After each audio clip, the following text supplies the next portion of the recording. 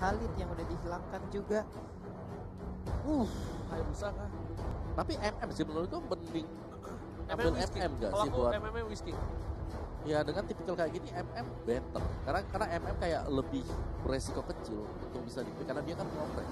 Yap, dan Atau hanya Hayabusa. saja berarti kalau mau mengambil satu marksman ini akan menjadi marksman satu-satunya yang ada di hierarki gitu karena bisa dibilang belum cukup tebal juga untuk hierarki. RRQ pakai tanknya pakai Matilda. Pakai Kayak tadi. pakai Mereka hanya Esmeralda menggunakan juga. Esmeralda Masih Matilda ada aja Esmeralda berarti. nanti buat bisa masuk nanti ya di mid game-nya. Oke. Cuman di early game-nya memang mereka wajib buat ke sana. Masih ada Johet sebenarnya yang kebuka. Prioritas Johet yang jatuh jauh ya. Oh, sideline-nya Whisky pakai itu ya. Beleric. Oke. Beleric juga. Matilda Eudora. Berarti dua support di tengah satu kurang damage gak sih buat Alkimus? Apa ini? Ini nanti bakal apa ya? Bingung kayak gini. Kayaknya damage-nya bakal diarahin ke ini. Yang paling terakhir siapa dia junglernya? Hayabusa gak sih? Ya antara Herusa atau Bledsoe atau Bruno Lancelot. siapa tahu. Lancelot bisa sih. Parsha Wah. Baxia kembali ini ada combo lama dari Wah, Brand Esport. Ribo di samping pakai Parsa bro. Iya. Ini berarti Lancelot kayaknya. Segala sesuatu yang bisa kasih Instant. damage besar Instant waktu kill. Beleric lagi ultimate. Karena semuanya bakal diam di lantai di tanah. Lancelot berarti mungkin Hayabusa. Hayabusa kan lebih sakit. Tapi kali ini kita masih lihat peruntukan pick terakhir. Satu marksman jauh. Please marksman. Apa? Sebut marksman ya? Bruno atau Blade. Bruno sih. Masih bisa jaga diri juga. Tapi ada Zilvana itu PR-nya. Ketika kita pakai Bruno, ketika kita pakai jungler di tengah, dia pakai Kari ternyata. Retribution dan carry. Oke, carry ini agak sedikit beresiko ya menurutku ya buat RRQ Hoshi karena dia dengan range yang bisa dibilang cukup pendek dan hanya akan mengandalkan Phantom Step. Belum lagi Hero Lock yang ada 2 lagi dan lagi untuk Brand Esport. Carry. Waduh. Carry Antara atau Phantom Step. Kari.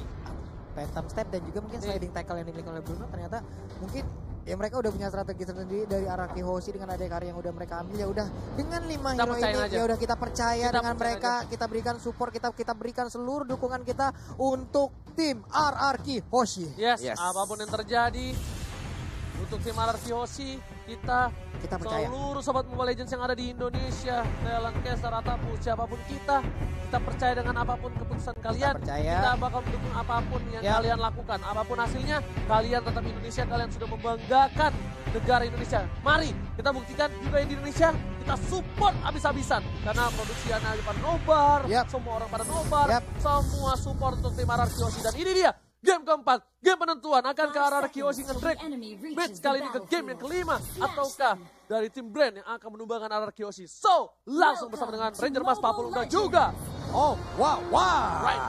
Right now, let's go. Wow, Yo dan Belericnya tetap ya. Dia ada di side lane, dia ada di XP lane lebih tepatnya.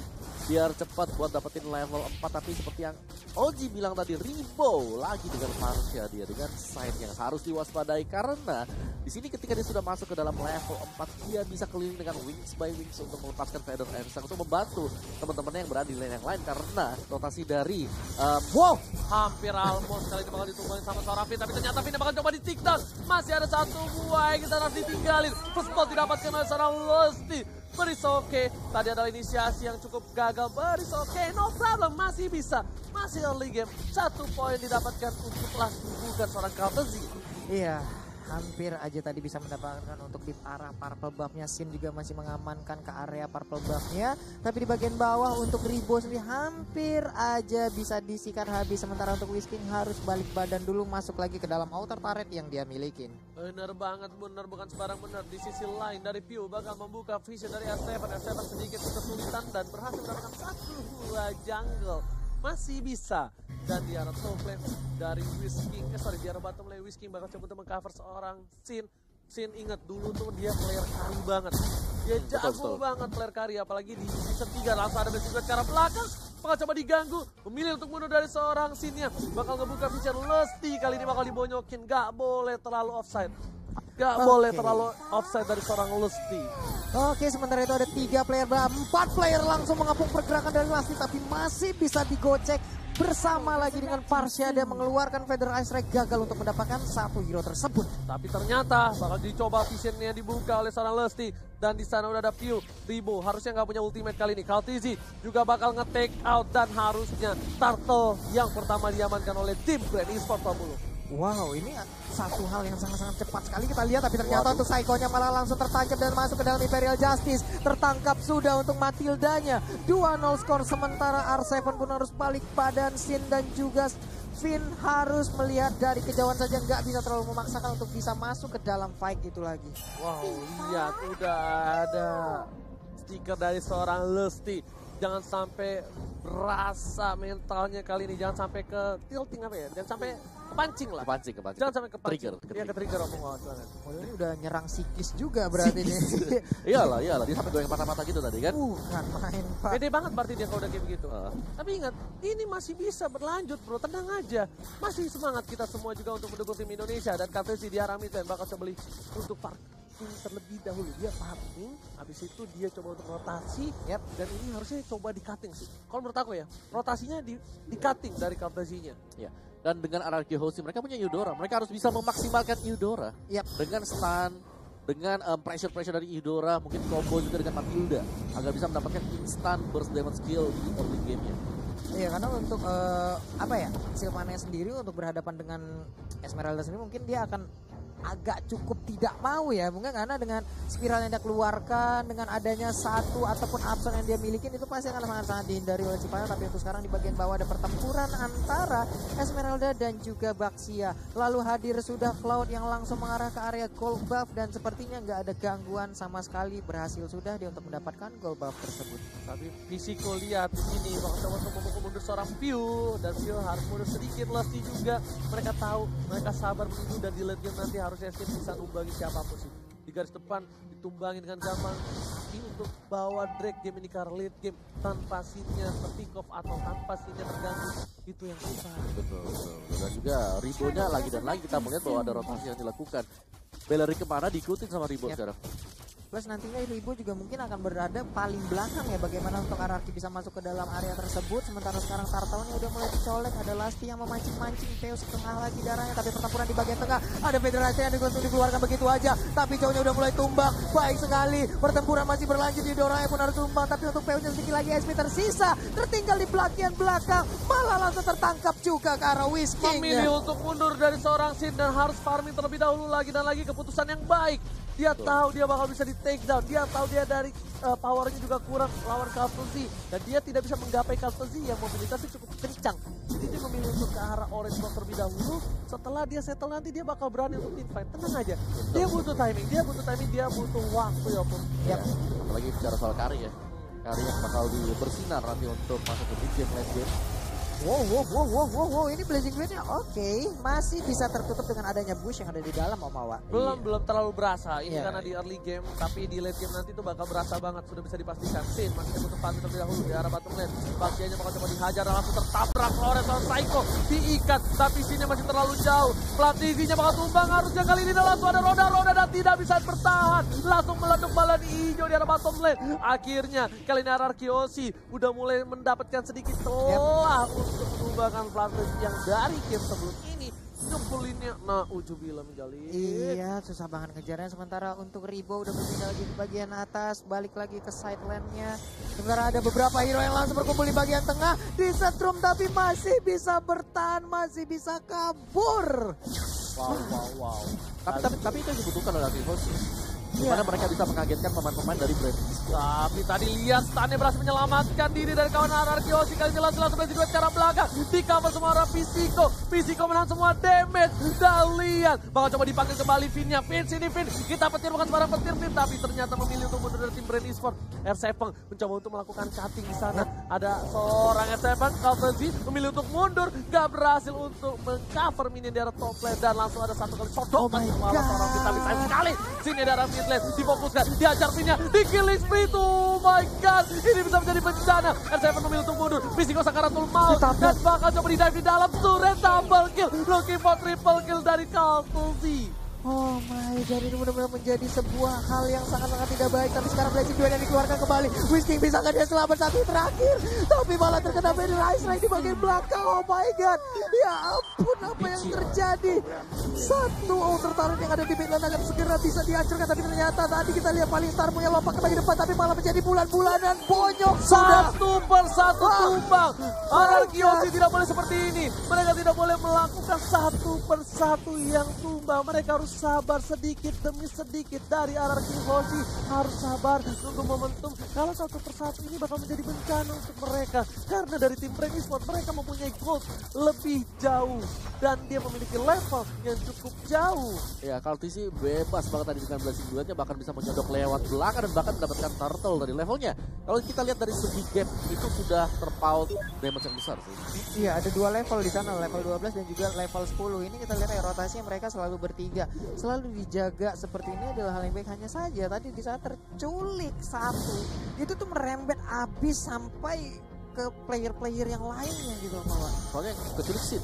Iya, dan sekarang bisa turun lagi tapi ternyata mencari support sekarang Blazing Duel dikeluarkan kembali. Sakit banget. Apakah kali bisa ternyata dia mati? Oh yes, yes, Akhirnya yes. Kaltisi tertumbang. Bakal coba dibalikan keadaannya. Kaltisi nggak bisa melihat dia untuk aja. Langsung ada Sin di sana. Dirontokin. Jangan dan langsung hilang. Double kill dari seorang Sin. Ini dia momentum yang harus didapatkan oleh tim Ararkiosi. Spin dibalikan keadaannya. Satu tertangkap, 2 hilang. Sin gak ada yang cover. Sin memilih untuk mundur harusnya Sin. Karena kalau misal ada rebound Sin bisa di take down.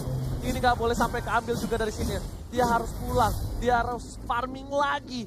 Karena dia udah gak ada yang cover. Kali ini Rimo menuju ke arah top lane. Udah ada R7 di sana. Apakah R7 bakal coba untuk mengkating? Lihat burungnya mencoba diselepet. Langsung ada selendang Maya. Pulang kau. Sini kau burung, nih ku selepet, kau ku tarik, kau langsung ku cambuk. Oh, tapi udah ada PU juga. Ingin menombak sepertinya tapi masih gagal. Masih bisa kabur. Ada hal baik yang udah ditemukan oleh Ararkiosi. Ayo, come on bro, masih come on, bisa bro. lihat. Akhirnya turret pertama didapatkan Ararkiosi dan Sin. Menuju ke arah 6.000 gold ke arah Endless Battle harusnya untuk hari ini. Endless Battle, S7 ke arah Calamity.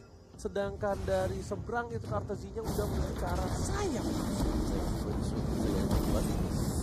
Waduh, 7.000 berbanding sekitar dan sekarang pertempuran kembali pecah, itu dia, udah ada level lagi dibuka tapi sedikit lagi SP tapi masih bisa bertahan Flamsy-nya, sayang sekali, PU-nya tertinggal di bagian belakang tapi masih bisa kabur juga, dikejar oleh Sin yang berhasil mendapatkan 1 orang, untungnya masih bisa lompat ke bagian belakang, tapi untuk Finn-nya dan juga 3 orang lainnya, Sin bisa kabur ke bagian belakang, Kartasinya dikejar bisa.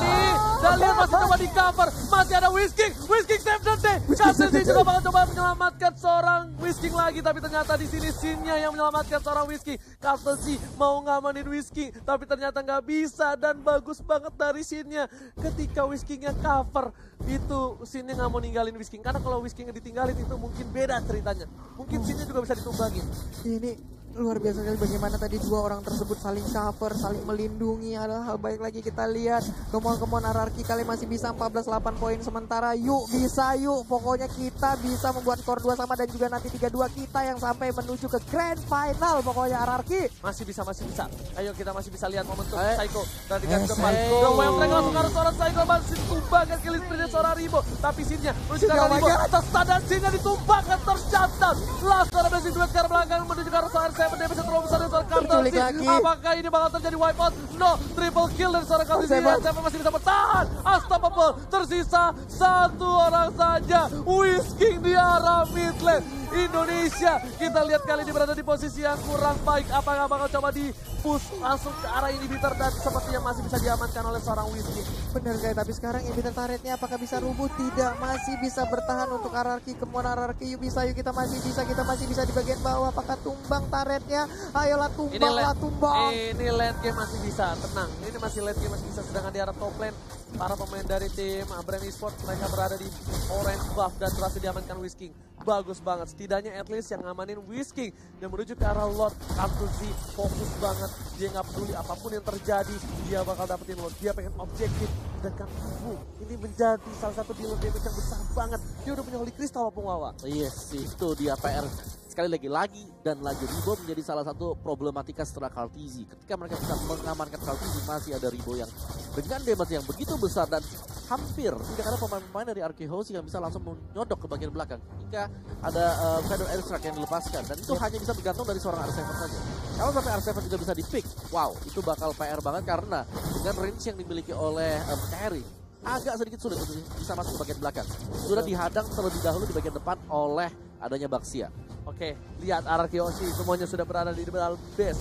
Mereka nggak mau terlalu offset. Mereka bakal nubangin Lordnya terlebih dahulu. Mereka bakal fokus untuk menahan inhibitornya. Sedangkan itu Lord sudah mulai masuk. Oh, coba dihajar oleh seorang Sin. Sin langsung diarah Midland. Ya, cepat langsung melihat itu ke arah belakang. Mereka dari seorang langsung terlalu baik dan berhasil menemukan satu orang poin. Fizz di sana tertangkap. Sin yang ada yang cover. Lihat Sinnya masih bisa bertahan. Dan ternyata musuh mundur seorang View. Sinnya masih bisa bertahan. Memilih untuk mundur terlebih dahulu. Tapi Minion sudah mulai masuk menuju ke arah Fizz dari Araki. Dan lihat para pemain Araki berani berfokus. Dan dia nggak peduli apapun yang terjadi. Masih ada Master Kill didapatkan. Tapi Fizz-nya nggak bisa bertahan. This is apakah ini masih bertahan. Tapi sayang sekali. Indonesia harus memandang congratulations untuk Filipina berhasil memenangkan game yang keempat.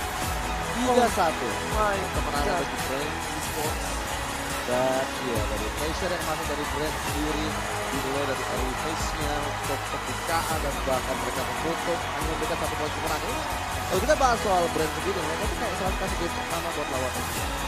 Apakah itu untuk melihat sepak kuasa? Ada pasti dari Brand-nya lah, Brand itu selalu kasih lah game pertama buat itu.